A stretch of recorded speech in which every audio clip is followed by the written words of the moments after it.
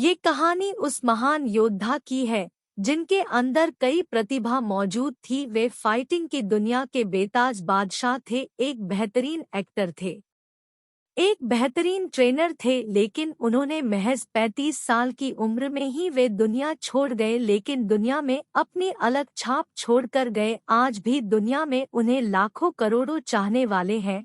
Martial art के प्रेमी उन्हें भगवान मानते हैं। आज हम उनकी जीवन की कहानी को संक्षेप में जानेंगे।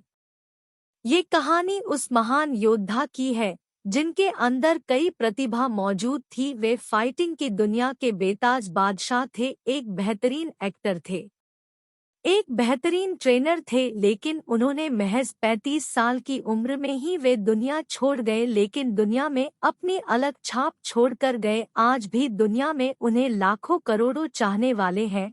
मार्शल आर्ट के प्रेमी उन्हें भगवान मानते हैं। आज हम उनकी जीवन की कहानी को संक्षेप में जानेंगे। कुछ समय बाद ही ब्रूस ली को अपने पिता द्वारा अमेरिका भेज दिया गया, और जब वे अमेरिका रहने लगे तब उन्होंने अपने खर्चे के लिए वहाँ के कुछ लोगों को ट्रेनिंग देना शुरू कर दिया। और उन्होंने जब कुछ पैसे इकट्ठे कर लिए तब यूनिवर्सिटी ऑफ वाशिंगटन में दाखिला ले लिया, और कॉलेज में भी वे लोगों को मार्शल आर्ट सीखते थे। जब उनका मुलाकात लिंडा एमडी से हुआ और ये मुलाकात प्यार में बदल गया। कुछ समय बाद ब्रूस ली ने अगस्त 1964 में लिंडा एमडी से विवाह कर लिया। उसके बाद उन्हें 2 बच्चे भी हुए, ब्रेंडन ली और सन्नम ली।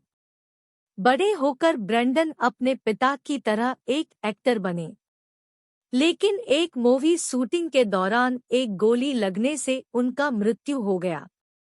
उनके बेटी सैनन ली भी एक अच्छी अभिनेत्री थी।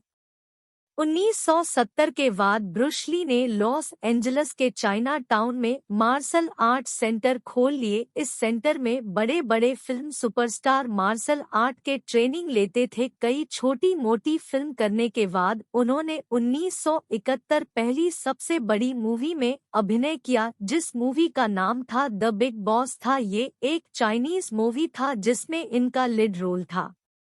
इस फिल्म के कारण ब्रूस ली पूरी दुनिया में लोकप्रिय हो गए। उसके बाद उन्होंने कई बड़े फिल्म किए और सुपरस्टार बन गए, जैसे वे ऑफ ड्रैगन जैसे कई सुपरहिट फिल्म किए।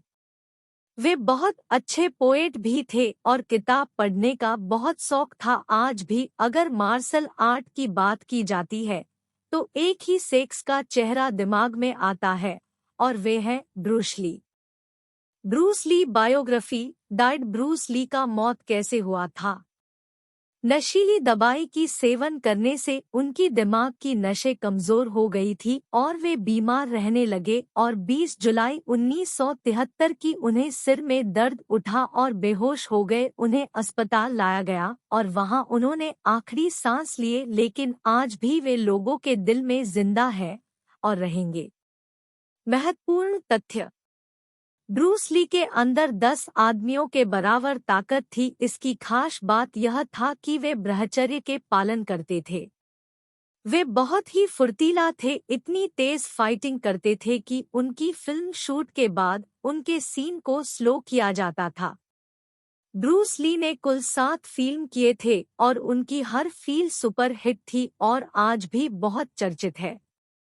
ब्रूस ली हर एक सेकेंड में 9 पंच मार सकते थे और हर पंच की पावर सेम था, और एक सेकेंड में लगातार 6 किक मार सकते थे।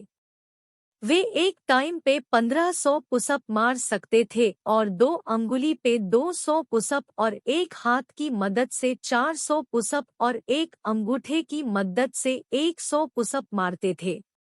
ब्रूस ली का वजन कितना था? उनका वजन केवल 60 किलो था, लेकिन एक बार में वे 150 किलो का पावर इस्तेमाल करते थे।